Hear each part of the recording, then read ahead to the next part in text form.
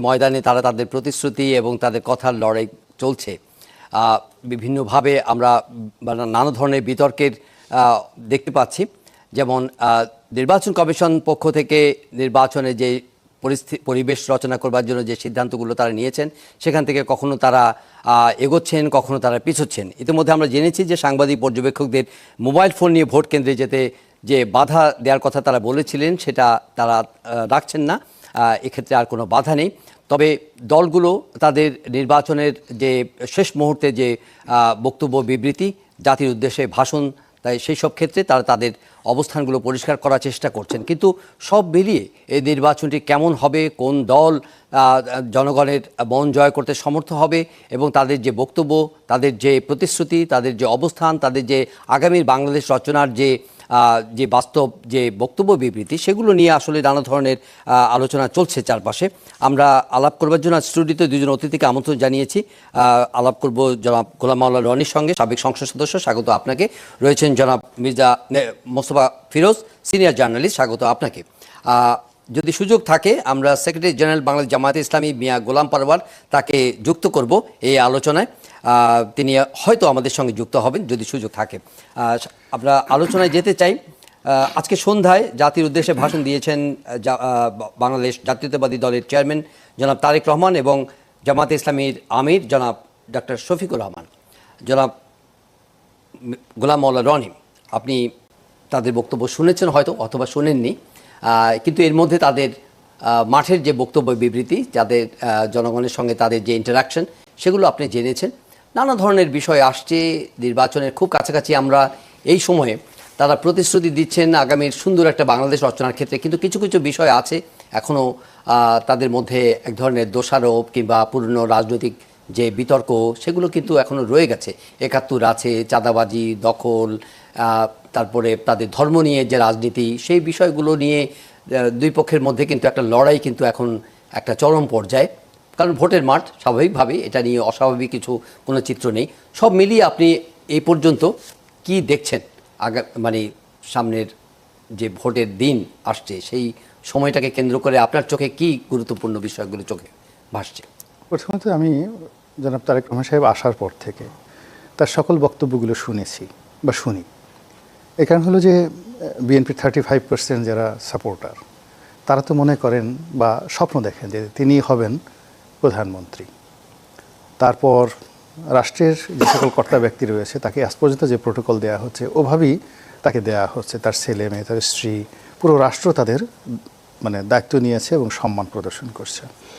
কাজে একজন নাগরিক হিসেবে ভবিষ্যৎ প্রধানমন্ত্রীর বক্তব্য শুনতেই হবে। অন্যদিকে আমিরে জামাত, যেখানে আমেরিকা বলছে, অন্যান্য কৌশলগত রাষ্ট্রগুলো বলছে যে এবার জামাতের ক্ষমতা আসার বিপুল সম্ভাবনা রয়েছে। জামাতের যারা নেতৃবৃন্দ, তাদের বডি ল্যাঙ্গুয়েজ, কথাবার্তা, সব কিছুর মধ্যে একটা ক্ষমতা ভাব, একটা আমির ভাব এবং একটা খলিফা ভাব। তো এরকম একটা ভাব সব চলে আসছে, যেগুলো দেখতে আমার ভীষণ ভালো লাগছে। এই কারণ হলো যে দুর্ভাগ্য হোক, সৌভাগ্য হোক, আমিরে জামাত কিংবা জনাব তারেক রহমান সাহেব দুজনের সঙ্গে আমার ব্যক্তিগত সম্পর্ক বিভিন্ন সময় ভালো ছিল, এখনও হয়তো আছে। তো আপনার প্রিয়জন, ডানে হইলেও আমার, বামে হইলেও আমার, আমিরে জামাত যদি দেশের প্রধানমন্ত্রী হন আমার ভালো লাগবে, তারেক রহমান সাহেব হলেও ভালো লাগবে। এই জন্য আমি দেখি, তাদের দুজনকে দেখি, খুব মজা করে দেখি। কিন্তু অবাক করার ব্যাপার হলো যে আমি দুজনের কারোর মধ্যে কোনো স্বস্তির লক্ষণ দেখি না। আমরা তাদেরকে প্রধানমন্ত্রী বানিয়ে লাফাচ্ছি, কিন্তু তাদের দুজনের মধ্যে কোনো শান্তি দেখতে পাচ্ছি না।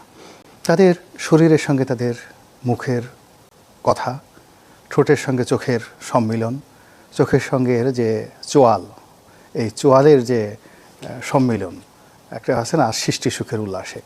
যখন আপনি কোনো কিছু সৃষ্টি করবেন তখন আপনার দেহ মনে একটা পুরো কাজ করে যাবে, উল্লাস কাজ করে যাবে। তো ওইরকম দুজনের কারোর মধ্যেই আমি কোনো উল্লাস দেখতে পাই না। তাদের কাউকে দেখে মনে হয় না যে অ্যাসার্টিভ কোনো কিছু রয়েছে, এবং তারা কনসিস্টেন্সি, যেটাকে বলা ইংরেজিতে, ধারাবাহিকভাবে তাদের যে বক্তব্য, চিন্তা চেতনা, তারা গত 17 মাসে স্বাভাবিক রাখতে পেরেছেন এবং আগামী 17 মাস তারা এই ধারাবাহিকতা বজায় রাখবেন। তা না করে যেটা মনে হলো যে জামাতের আমির বা আমিরে জামাত, তিনি প্রাণান্ত চেষ্টা করছেন যে কি করে তারেক রহমান হওয়া যায়, এবং তারেক রহমান সাহেবের অনেক কিছুই তিনি অনুকরণ করেছেন। চেয়ারে বসা, ব্যাগ টানা, তারপরে শেষে খুব স্বাভাবিক হওয়া, যেমন তিনি চিত হয়ে মঞ্চের উপর শুয়ে পড়েছেন বিছানার উপরে, একটা শীতল পাটির উপর, আমার ভীষণ ভালো লেগেছে। এত মানে একজন প্রধানমন্ত্রী প্রকাশ্য মঞ্চে শীতল পাটির উপরে চিত হয়ে শুয়ে পড়েছেন, এই দৃশ্য আমি না দেখলে আমার চোখে বিশ্বাস করতে পারতাম না যে কি আগেকার দিনে হযরত উমর বা অন্যান্য যারা ছিলেন তারা খুব স্বাভাবিক জীবনযাপন করতেন। আমাদের আমিরে জামাত এভাবে সে কৃতজ্ঞতা প্রকাশ করতে পারে যে একজন ভক্ত তাকে একটা শীতল পাটি দিয়েছেন, তাকে সম্মান জানানোর জন্য তিনি চিত হয়ে শুয়ে পড়েছেন। আবার তারেক রহমান সাহেব তিনি আমিরে জামাতের মতো করে আরবি বলার চেষ্টা করছেন, তারপরে কোরআনের কথা বলছেন, হাদিসের কথা বলছেন, মা ফাতেমার কথা বলছেন, আয়েশা সিদ্দিকা রাদিয়াল্লাহু তাআলা আনহার কথা বলছেন, বদরের যুদ্ধের কথা বলছেন। তো এই যে একজন আরেকজন হওয়ার চেষ্টা, এটা মানে রাজনীতিতে কুলক্ষণ, অশনি সংকেত। রাজার যে নীতি থাকবে সেটা হলো যে সে সবার চেয়ে ব্যতিক্রম। Leader means a combination of many people, a thousands of people, লক্ষ লক্ষ মানুষের চিন্তা চেতনা ধ্যান ধারণা তিনি ধারণ করবেন এবং সারা পৃথিবী তাকে নিয়ে কী চিন্তা করছে কী বলছে ডাজ নট ম্যাটার, সে তার মতো করে সে এগিয়ে যাবে, কথা বলবে, সে মানে তার উদারতা, তার বেয়াদবি, তার সমস্ত কিছু থাকবে অনন্য। Leader is leader, just like Julius Caesar, Napoleon Bonaparte, সারা দুনিয়া কি মনে করলো না করলো সে তার কাঙ্ক্ষিত মাকামে পৌঁছানোর জন্য চেষ্টা করবেন। কিন্তু এখানে সেটা মনে হচ্ছে না। বর্তমান যে দেশের প্রধান দুটো নেতা, এবং এটা জানাতেন না, আপনি চিন্তা করেন আমরা সুলতান সুলেমানকে মানে খুব ফলো করি যে দীপ্তি টিভির নাটকের কারণে। তো সুলতান সুলেমানের যে বিশাল অর্ধ দুনিয়া, তার রাজত্বে মোট 36 কোটি মানুষ ছিল, 36। আর আমাদের এই বাংলাদেশে এখন 18 কোটি মানুষ। তো আপনি বোঝার চেষ্টা করেন যে অর্ধেক অটোম্যান সাম্রাজ্যের অর্ধেক। তো এই 18 কোটি মানুষকে নেতৃত্ব দেওয়ার জন্য আমাদের যিনি নেতা হবেন তার মধ্যে যে ভীষণ থাকবে, যে মিশন থাকবে, ধৈর্য থাকবে, সুযোগ থাকবে, শক্তি থাকবে, সাহস থাকবে, জ্ঞান থাকবে, বুদ্ধি থাকবে, লেখাপড়া থাকবে, তারপরে সে দার্শনিকতা থাকবে, ফিলসফি থাকবে, নীতি থাকবে, নৈতিকতা থাকবে এবং হিস্টোরিক্যাল হেরিটেজ থাকবে, ঐতিহাসিকভাবে এটা ঐতিহ্য থাকবে।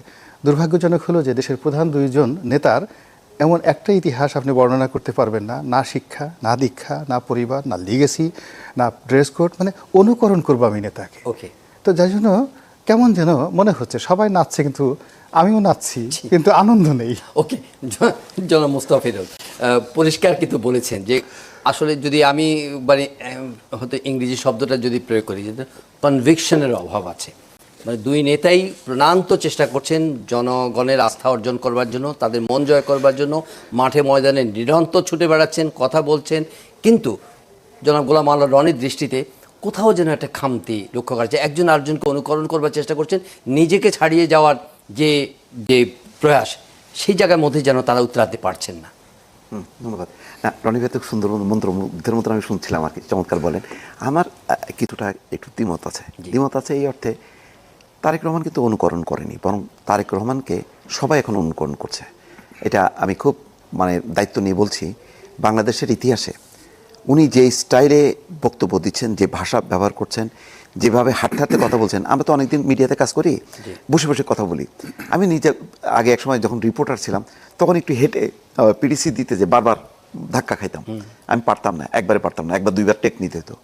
কিন্তু ওনার এই যে মঞ্চের এই মাথা থেকে ওই মাথার সামনে হাজার হাজার জনতা, আর পাবলিক যদি ভিড় করতো আমাদের তো গলা এমনিতেই আটকায় যেত। এইরকমভাবে মনে হচ্ছে যেন উনি গত 20-25 বছর ধরে এইভাবেই তিনি বক্তৃতা দেন। হ্যাঁ, যে পারফর্মটা করছেন বাংলাদেশের ইতিহাসে এরকম কেউ নেই। বাংলাদেশের ইতিহাসে নেই যে প্রধান দল প্রতিপক্ষের দোষ ত্রুটি নাম সহ দল সহ উল্লেখ করে বলে না। উনি এই ট্রেনটা চালু করছে, উনি ট্রেনটা চালু করছে বলে ওনাকে সবাই অনুসরণ করছে। এখন কেউ আর মানে নামটা উচ্চারণ করছে না। তারপরেও কিন্তু ওই যে রাক্তর ফ্যামিলি কার্ড বলছেন, রাজার ছেলে রাজা হবে, এইটা হবে না। উনি দেখেন এই নির্বাচনী মাঠে আমরা কিন্তু সবাই চিন্তা করছিলাম বেগম খালেদা জিয়ার মৃত্যুর এই মাত্র কয়েকদিন পরে নির্বাচনী প্রচারণা হবে, এটাই হয়তো ওনার প্রধান একটা অবলম্বন হবে তার মা। কারণ বেগম খালেদা জিয়াকে বাংলাদেশের কোটি কোটি মানুষ শ্রদ্ধা করে, সম্মান করে, এটা বলার অপেক্ষা রাখে না। যে পরিমাণ ঢল আমরা দেখলাম কোনো জনসভায়, দেখছেন উনি বলছে তার মায়ের কথা, যে আমার মায়ের আমি আসার পর তিনি মারা গেলেন, তিনি আপনাদের জন্য কাজ করেছেন, তিনি এই করেছেন ওই করেছেন, আমি মায়ের অসমাপ্ত কাজটা আমি সম্পন্ন করতে চাই। বাবার কথা বলেননি, বাবার কথাও বলেননি।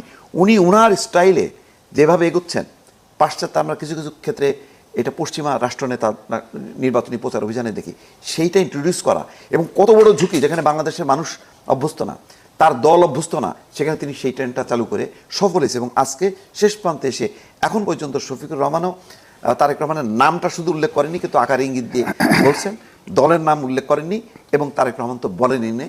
তিনি যতটুকু বলছেন সেটা হচ্ছে সেটাকে বলার জন্য, কারণ আপনি দুর্নীতিবাজ চাঁদাবাজ বলতেছেন, 15টা বছর আপনি তার সঙ্গে থাকলেন, তার সুবিধাটা নিলেন, আপনি তো তার আন্ডারে ছিলেন, আপনি তো তার সমান পর্যায়ে ছিলেন না, আপনি তো আওয়ামী লীগ লেভেলে ছিলেন না, আপনি ভেতরে থেকে ঘরের শত্রু বিভীষণের মতন আপনি কাজ করতেছেন, মানে তাদেরকে হিউমিলেট করতেছেন, এইভাবে তাদেরকে পচাচ্ছেন, তার উত্তর কি দেবেন না? উত্তর দেওয়ার জন্য দিচ্ছেন। ওইটা না দিয়ে যদি তিনি বলতেন যে উন্নয়নের কথা, বারবার তিনি কিন্তু বলছেন যে আমি কারো বদনাম করতে চাই না, বদনাম করে কি লাভ হবে বলেন, বরং আমরা কি করবো আসেন এটা নিয়ে ডিবেট করি।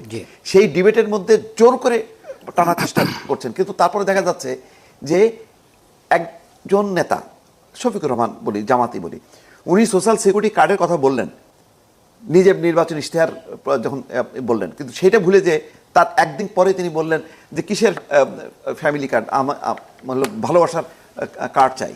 তাহলে সরাসরি জনাব মোস্তাফিজ দীপু, এই যখন অবস্থা, তখন কি আপনি বলবেন যে BNP should regret for indulging Jamaat Islami for long time as an political ally?